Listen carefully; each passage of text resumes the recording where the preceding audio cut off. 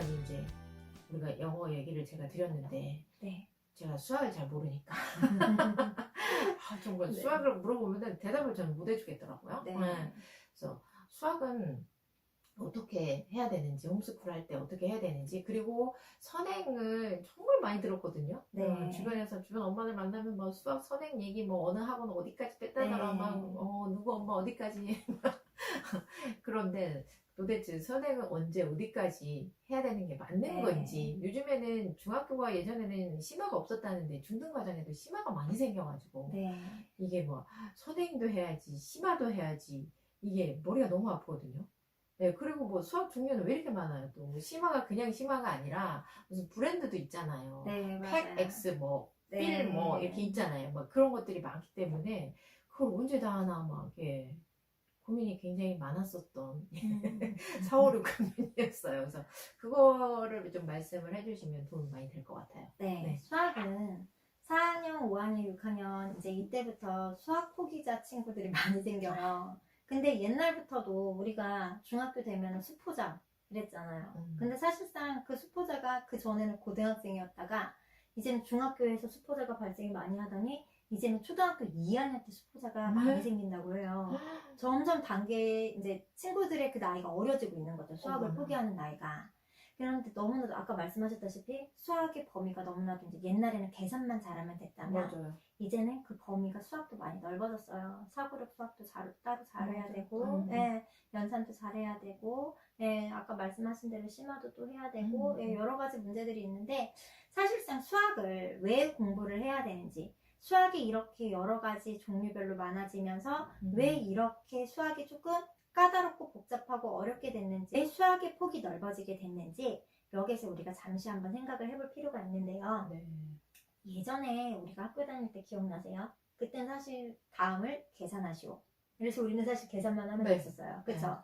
근데 지금 우리 친구들은 객관식 문제라 하더라도 지문이 3-4줄, 심한 거는 거의 10줄도 나오는 문제들이 있어요. 맞아요. 네, 근데 사실상 그렇게 길게 나온다고 해서 문제가 어려운 건 아니거든요.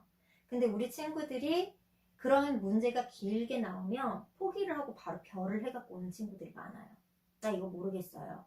근데 가장 첫 번째가 일단 문제 해결 능력을 볼 수가 있는데 그 문제 해결 능력에서도 우리 친구들이 이 문제를 얼만큼 내가 해결할 의지가 있느냐 그 모습을 보게 되는 거예요. 근데 이 문제 해결 능력에서 우리가 참 아이러니하게 이제는 수학을 잘하려면 국어를 잘해야 된다는 말씀들을 많이 하시거든요.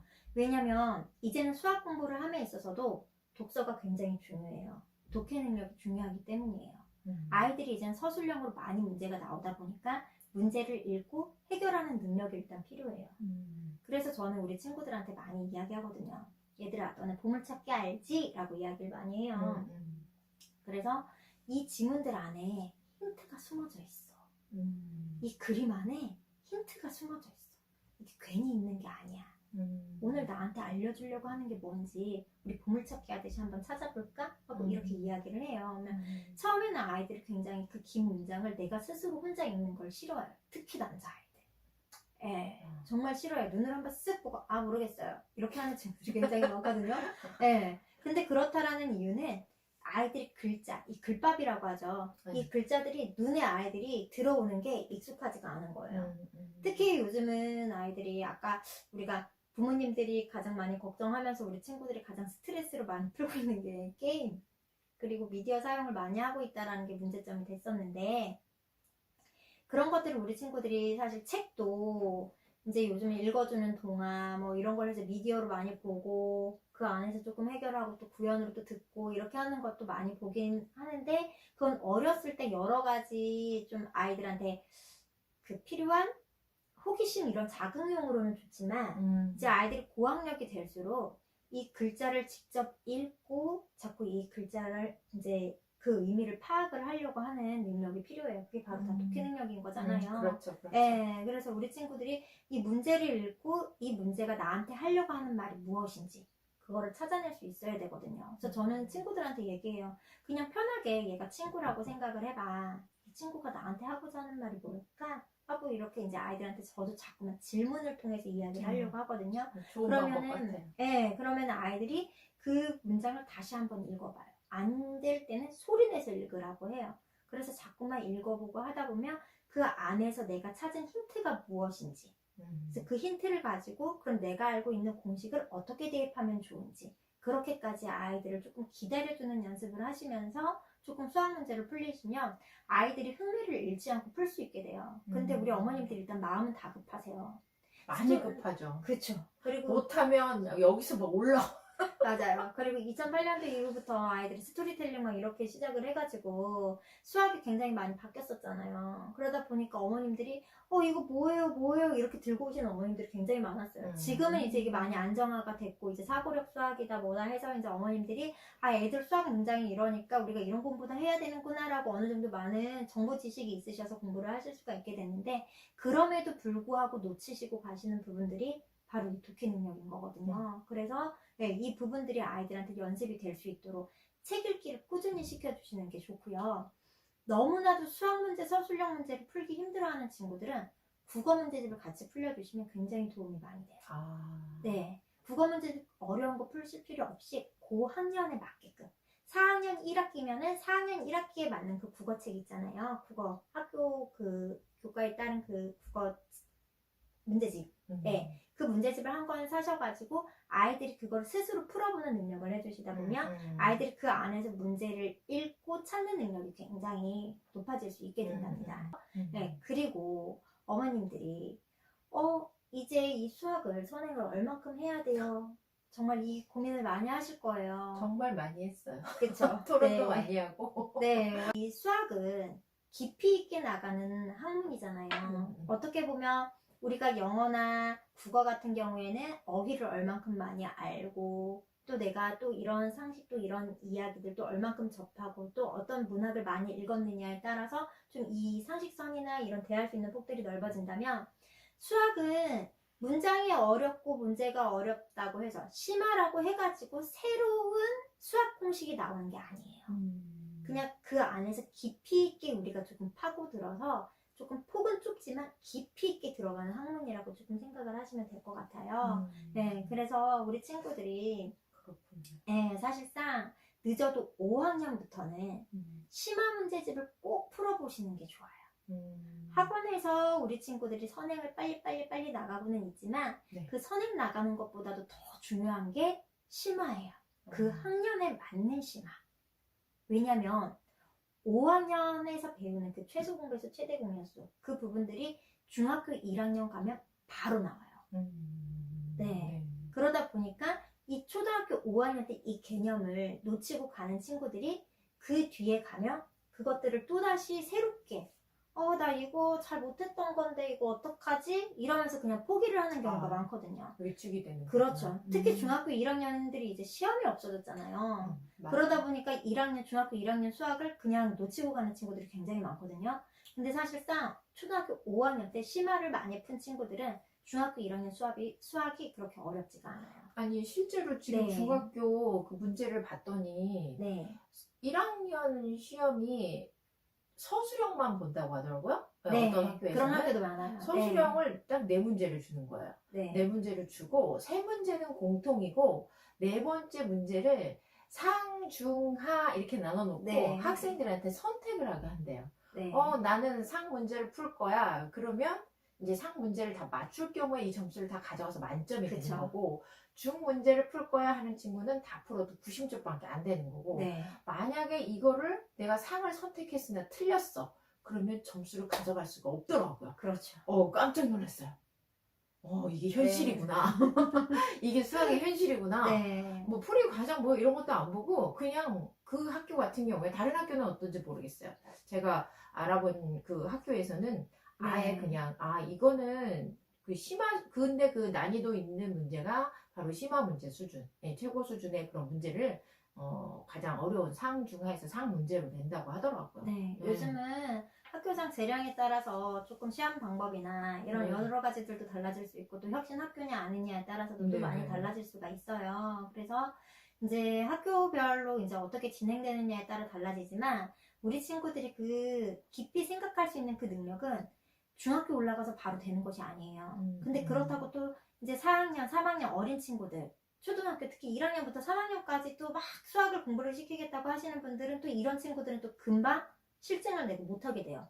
아이들마다 그 받아들이는 속도가 다르고, 맞아. 예, 그때마다 아이들이 조금 관심도가 달라지는데, 사실 초등학교 3학년, 저학년 때까지는 조금 사고력 수학, 아이들 조금 재미있게 또 도형 가지고 놀고, 예, 그런 수학들을 조금 할 수 있도록 도와주시고, 연산은 가급적이면 어머님들이 조금 고학년 올라갈수록 시켜주시는 게 더 좋아요. 아. 특히 학습지. 아. 예, 우리가 옛날부터 알고 있는 그 연산 학습지들 있잖아요. 그 저학년 때 엄청 많이 그렇죠. 시키잖아요. 근데 사실 그건 저학년 때 시키실 게 아니라 고학년 때 시키셔야 되는 거예요.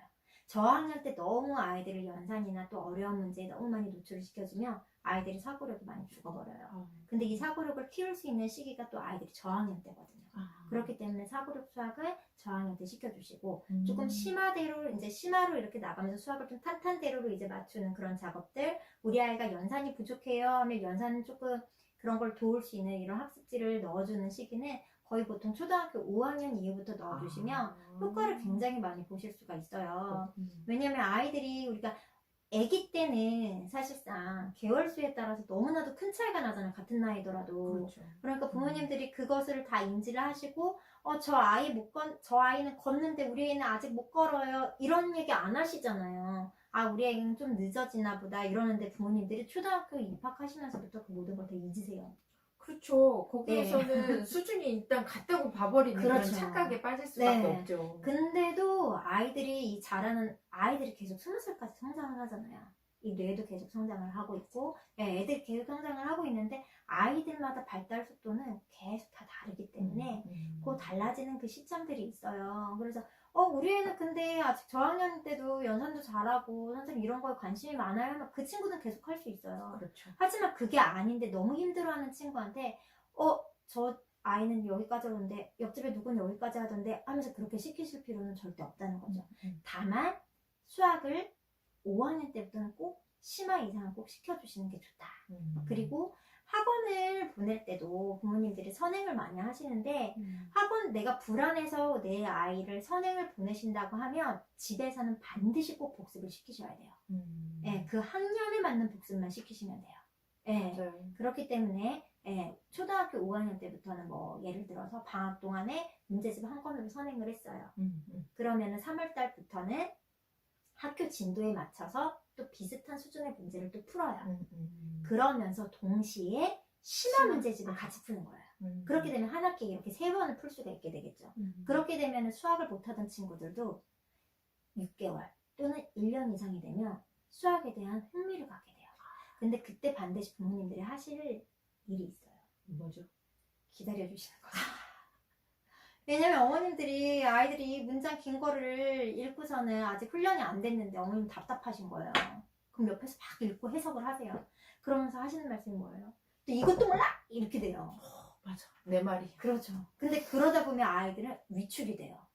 예, 그렇기 때문에 그러다가 또 수학이 하기가 싫어지고 나는 엄마랑 하는 공부는 하기가 싫어요. 예, 이렇게 돼버리는 거거든요. 내 얘기네요. 네. 그래서 조금 아이들이 수학도 흥미롭게 조금 할 수 있도록 관심을 가져주시되 조금 그거를 또 무조건 한 학기에 또 3권은 해야 된다더라 또 이 말에 또 초점을 절대 가지시지 말고 어떤 친구들은 2권밖에 안 되는 친구들이 있어요. 그렇게 안 되는 친구들이 있더라도 학교 진도에 맞게 한 번, 그리고 심화 문제집 한 번. 근데 이 심화 문제집도 너무 어려워요 하면 이 심화 안에서도 알파, 베타, 감마 이렇게 수준이 또 나뉘어지거든요. 그렇죠. 1, 2, 그러면은 3단계. 그렇죠. A, B, C 단계. 맞아요. 심화에서도 그냥 보통 2단계까지만 가셔도 괜찮아요. 심화에서 2단계 정도까지만 가셔도 중학교 문제 충분히 풀 수 있는 능력이 되거든요. 그러니까 요즘은 계속 선행만이 꼭 중요하다라는 게 아니라 왜냐면 조금 쉬운 예로 말씀을 드리자면 초등학교 3학년 때 초등학교 5학년 때 최소 공배수 최대 공약수를 배우잖아요. 그러면 중학교 1학년 때 아이들이 초등학교 5학년 때 배웠던 최소 공배수 최대 공약수 이 3가지 개념에다가 딱 한 가지만 더 늘어난 4가지 개념을 배우게 되는 거예요. 그러면 중학교 때는 새로운 개념 들어오는 게 서로소래요. 근데 이 앞에 거를 우리 친구들이 소홀하게 넘어갔다면 중학교 때 공부를 해야 할 양이 이만큼 늘어나겠죠. 네, 그렇기 때문에 수학은 반드시 선행보다는 복습. 그리고 심화로 그 나이 때, 그 단계에 맞게 차근차근 나가는 게 굉장히 더 중요하다라는 거를 염두를 해두시면 좋을 것 같습니다. 맞아. 예전에는 중학교가 심화책을 찾기가 어려웠는데 지금 네. 서점 나가보면은 심화책이 왜 이렇게 많은지. 그리고 특히 아이들이 중학교 올라가면서 그 심화 문제를 풀고 또 그 서술형 문제를 푸는데 어려움들이 하나가, 특히 남자친구들이 제일 어려워하는데 어려운 부분들이 뭐냐면 쓰는 걸 너무 싫어해요, 아이들이. 그래서 가급적이면 수학도 어떻게 보면 좀 암기거든요. 사실 우리 구구단 암기한 거잖아요.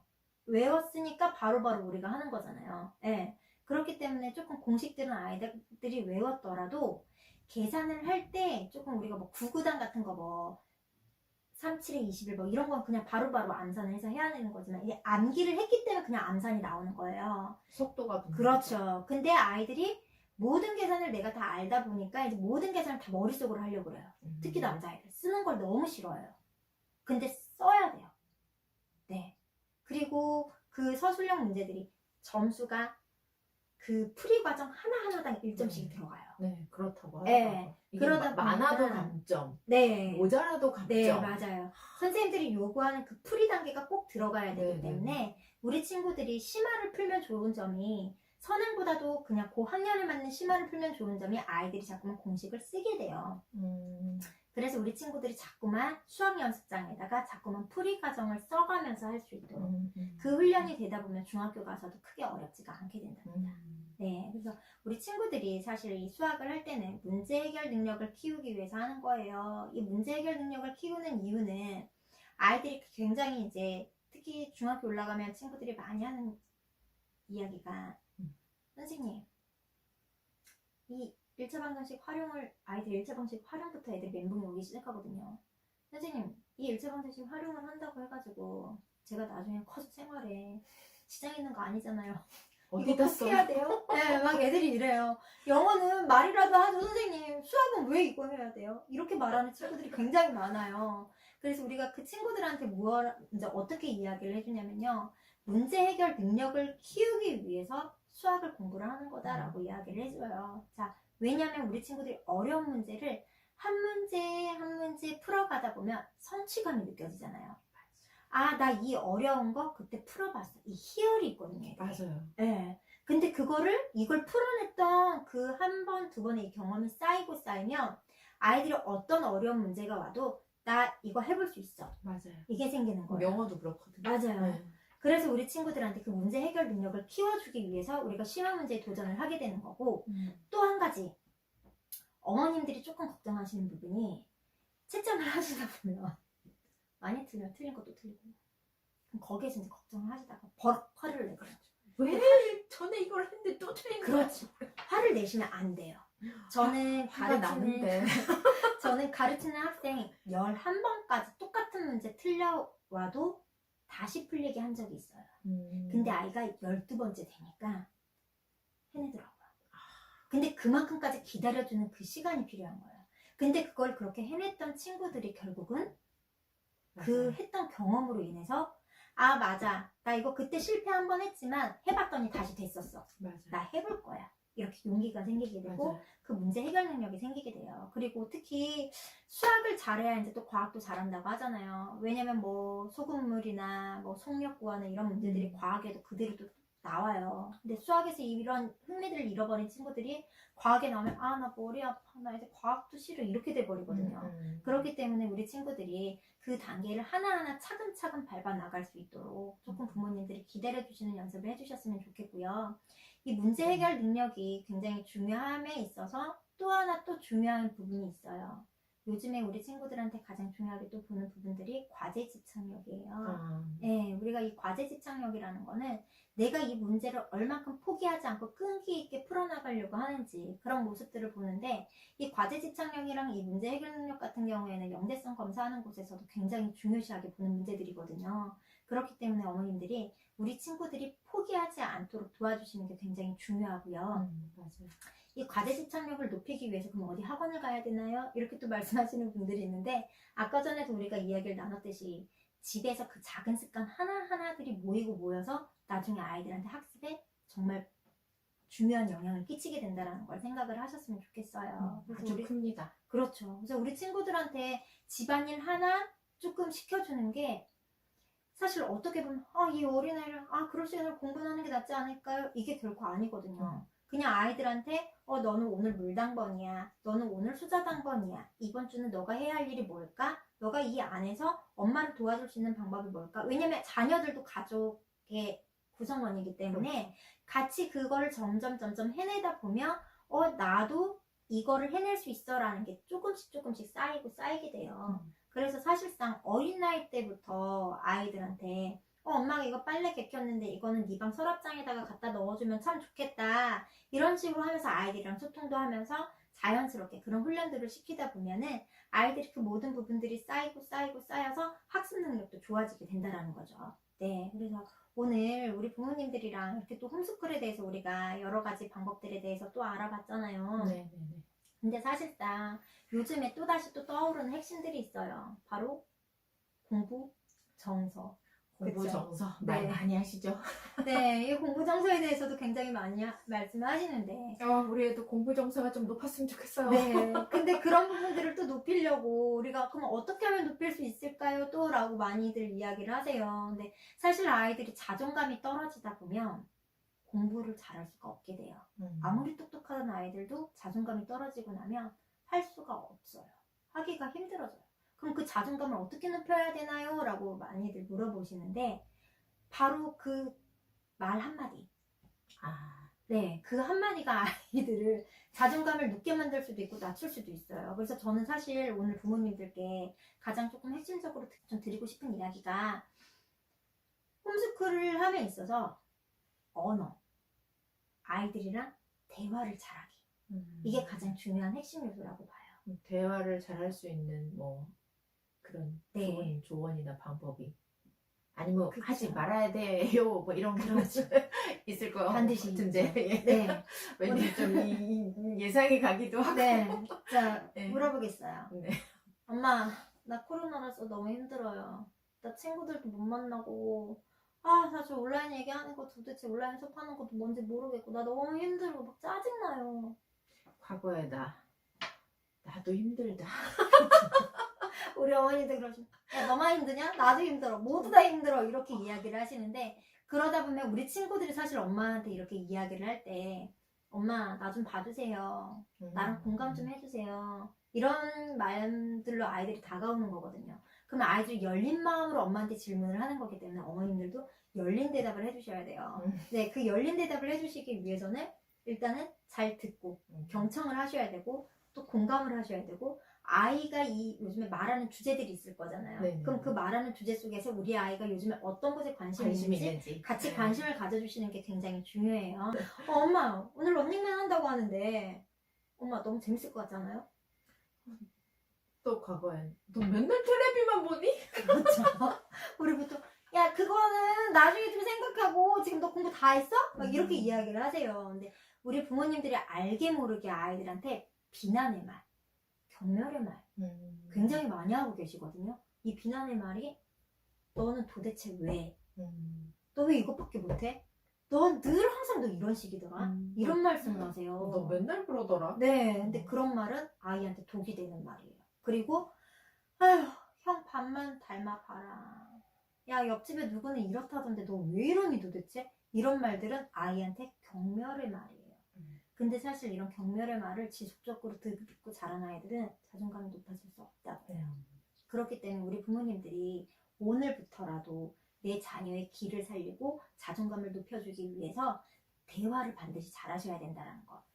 비난, 경멸, 담쌓기, 방어 이런 4가지의 태도는 절대 우리 아이들한테 하시지 않기로 네, 우리 같이 약속을 해야 될 것 같아요. 노력을 해야 되겠군요. 네, 정말 왜냐면 아까도 말씀하셨다시피 홈스쿨에 대해서 요즘에 정말 많은 정보들도 많이 오고 집에서 이렇게 하니까 굉장히 좋더라 이런 방식들도 굉장히 많이 쏟아져요. 얼마 전에 그 TV 프로에 2020년도 수능 만점자 학생이 나왔었어요. 네, 그 아이도 학원을 안 다니고 중학교 때까지는 다녔는데 고등학교 때는 학원을 안 다니고 그러고 공부를 했는데 수능이 만점이 나왔다고 그랬거든요. 그러니까 사실상 그 집에서 어떻게 학습을 하느냐에 따라 꼭 학원을 다니지 않더라도 어떻게 학습을 하느냐에 따라서 우리 아이가 잘 될 수도 있고 오히려 집에서 하는 게 역효과가 날 수도 있는 그런 방법들이 생기는 이제 그런 모습들이 생기는데 그거에 대한 가장 큰 부분이 대화라고 생각해요. 엄마와 아빠 그리고 가족의 또 할머니 할아버지 여러 가족 구성원들이 어떻게 자녀한테 열린 대화로 얼마큼 이끌어 주느냐에 따라서 우리 친구들의 미래가 달라진다는 점을 명심을 하셨으면 좋겠고요. 사실 이 대화를 잘 해야 관계가 잘 쌓이잖아요. 그렇죠. 선생님 관계에도 통장이 있는 거 아시나요? 아, 그래요? 네. 관계 통장? 네, 관계에도 통장이 있다고 생각을 하시면 돼요. 관계를 잘 가지면 막 이렇게 뭔가 쌓이는 그렇죠. 그런 건가? 네. 우리가 왜냐면 사실 은행에 통장에 잔고가 많으면 마음이 어떠시죠? 안정적이죠. 그렇죠. 마음에 우리가 안정감을 느끼잖아요. 그렇죠. 잠깐 이 코로나 힘든 시기에 한두 달 일을 못한다고 해도 불안하지 않고 마음에 맞아요. 안정감이 있어요. 그렇듯이 관계에도 이 통장이 있어요. 얼만큼 아이와 내가 관계적으로 잘 두둑하게 잘 쌓아놓느냐에 따라서 우리 자녀들이 살아가면서 사실 사춘기도 이제 오는 시기가 될 거고 그랬을 때 엄마도 모르게 엄마도 사람이다 보니까 비난의 말 한 번 할 수 있고 그렇잖아요. 그랬을 때 하고서는 내가 이 말을 들어서 속상하지만 엄마의 관계 통장이 두둑하면 금방 그 상처를 딛고 일어날 수가 있게 되는 거죠. 네, 안정감을 갖고 갈 수가 있게 되는데 그 관계 통장이 두둑하지를 못하게 되면 그 관계가 쉽게 깨져버려요. 그래서 사춘기 때 어긋나는 가장 굉장히 많은 이유가 그 관계의 통장이 두둑하느냐 두둑하지 않냐 네 거기에서 있다라는 거. 그렇기 때문에 대화가 굉장히 중요하다라는 걸 생각을 하셨으면 좋겠고요. 우리 아이의 자존감을 높이기 위해서 그리고 우리 아이를 열린 마음으로 보기 위해서 제가 오늘 부모님들께 숙제라고 하면 너무 마음이 어려우실까요? 네, 미션을 하나 드리도록 할게요. 어떤 미션이냐면요. 내 자녀의 장점을 50가지를 찾아보는 거예요. 5가지 아니고요. 50가지예요. 50가지. 50가지? 네. 쉽지 않겠네. 네, 내 자녀의 장점을 50가지를 찾아보시는 거예요. 그래서 그 50가지를 부모님들이 서로 찾아보세요. 아빠랑 같이? 네, 아빠랑 같이 네네네네. 찾아보시면서 직접 써보세요. 그래서 아이가 좋아할 만한 그런 방법으로 네, 내 아이한테 하루에 한 가지씩 선물을 할 거라고 하시면 50일 동안 하루에 한 가지씩 장점을 이야기를 해주시는 거고 그게 아니면 편지처럼 쓰실 거면 편지에다가 이렇게 쓰셔갖고 우리 누구누구의 장점에서 50가지를 쭉 나열을 해보시던가 하시고 또 어떤 부모님들은 어떻게 해주셨냐면 이렇게 해주신 부모님들이 있어요. 플랜카드처럼 여러 가지 하트 모양도 있고 별 모양도 있고 해가지고 방에다가 쫙 아이들 왜 사진 이렇게 쭉 연결해주듯이 가랜드처럼 네, 이렇게? 그렇게 해가지고서는 예쁘겠다. 이렇게 쫙 해서 그 장점을 50가지를 적어놔 주신 거예요. 그리고서 아이한테 근데 반드시 방을 꾸밀 때는 비밀로 장점을 쓰고 계실 동안은 비밀로 하시다가 어느 날 선물처럼 짠 하고 주시면 아이들이 감동이다. 진짜 좋아해요. 그리고 아이들이 그 자존감이 확 올라가요. 나도 받고 싶다. 네.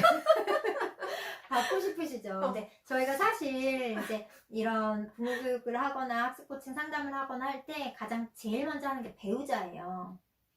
네. 사실 자녀를 하기 전에 가장 먼저 배우자를 하거나 아니면 내가 꼭 먼저 이걸 해주고 싶은 친구들 이렇게 하다 보면 좀 이게 관계가 좀 쌓이잖아요.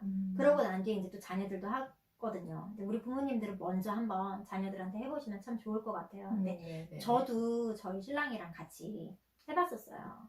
근데 저희 신랑이 처음에 왜냐면 아들이 이제 사춘기 접어들었으니까 이야기를 하기를 아니 요즘 이렇게 말을 안 듣고 있는데 아니야 그래도 우리 장점이 있으니까 일단 한번 생각을 해봅시다. 왜냐면 사춘기에 들고 나니까 더 해줘야 되겠다는 생각이 들더라고요. 그래서 그 전엔 제가 원래 하루에 한 가지씩 말로 해줬었거든요. 근데 그것보다도 조금 직접 적어서 주면 좀 두고두고 간직을 하겠구나 이런 생각이 들어서 직접 적었어요. 그래서 50가지를 저희는 50가지를 쫙 나열을 해가지고서는 공책에 이렇게 나열해서 그걸 선물로 줬었거든요. 그렇구나. 저도 말로만 이제 네. 어떻게든 장점을 좀 찾아보려고. 네. 그런데 아이도 너무 좋아하지만 신랑의 태도가 바뀐 거예요. 저희 애기 아빠가 딱 하는 말이 이렇게 장점이 많았구나. 우리가 또 속상해갖고 때로는 단점으로 보였던 이런 부분들이 장점이 될 수가 있었구나. 아이를 바라보는 시선이 달라지게 되더라고요.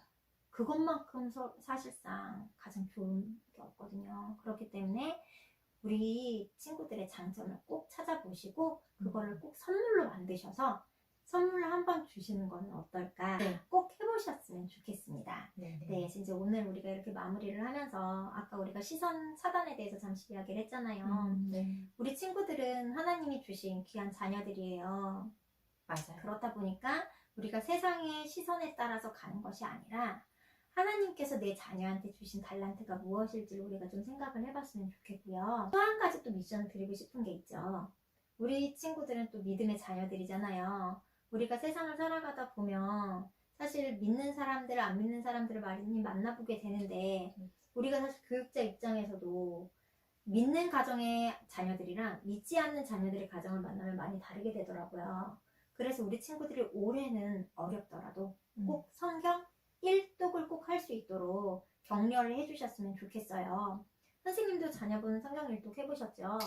저도 시도를 하고 있는 중입니다. 네. 근데 제가 읽자고 하면은 안 돼요. 잘. 네. 예, 저도 그냥 저 혼자 오롯이 말씀 안에 빠지고 싶지. 좀 분리가 네. 되고 싶더라고요. 그래서 자꾸 이제 다음에 같이 해야지 미루다 보니까 네. 이게 안 되겠어요. 이제 중학교 가기 전에는 올 한 해 네. 한번 읽혀보고 싶다. 그렇게 기도를 했더니 네. 웬일이에요. 멘토를 보내주셔가지고 제가 아는 집사님께서 네. 아이들 이제 말씀 읽히기를 네. 이렇게 헌신을 하고 계세요. 아. 개인적으로 연락을 다 하시고 네. 그래서 어떻게 감사하게 진짜 그렇게 하자마자 응답을 받은 거죠. 그래서 그분한테 연락이 왔어요. 저희 자녀와 함께 네. 성경 그 일독을 올해 한번 해보고 싶다고. 그래서 한번 권면을 해주겠느냐. 그래서 저야 뭐 네. 완전 땡기죠. 그래서 네, 감사하다고. 제가 무슨 수를 써서라도 설득을 시키겠다고. 그래서 일단은 우리 자녀도 잘 아는 분이고 해서 신뢰감도 있고. 네. 그래서 한번 해보겠다고 하더라고요. 전혀 뭐 어려움이 없었어요. 진짜 네. 인도하심이 있었던 거죠. 그래서 지금까지 지금 한 달 넘게 하고 있나? 근데 거기에 말씀도 이제 하루 10장씩 네. 10장씩 그분이 딱 범위를 정해주면 이제 그걸 읽고 이제 와닿는 말씀, 그 큐티처럼 자기가 이제 그 말씀이 왜 좋은지, 은혜 받은 이유 뭐 이런 거를 막 이렇게 써서 보낸다는 거야. 저는 몰랐어요, 솔직히 진짜. 근데 우리 자녀가 잘하고 있다고 그렇게 또 이렇게 연락을 받으니까 네. 너무 감사한 거예요. 저는. 네, 너무 맞아요. 감사한 거야. 그리고 아이가 조금 절제?